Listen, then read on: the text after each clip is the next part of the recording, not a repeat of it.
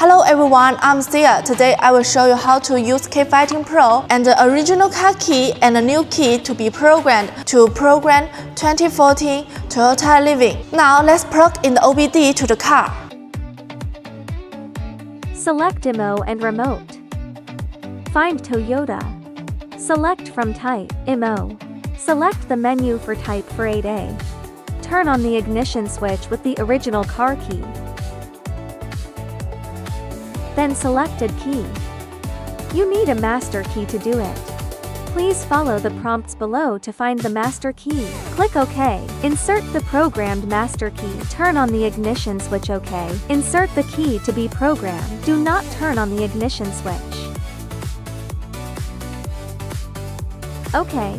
Wait for the security light goes off. Program complete. Click OK when done. After the chip is successfully programmed, we return to program the remote control. Select remote. Type 2. Select program remote. Turn on the ignition. Click OK. Open the main driver's door. The door lock is open.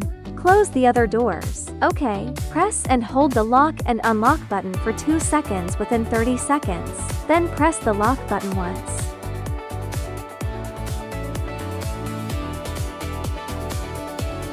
Click OK when done.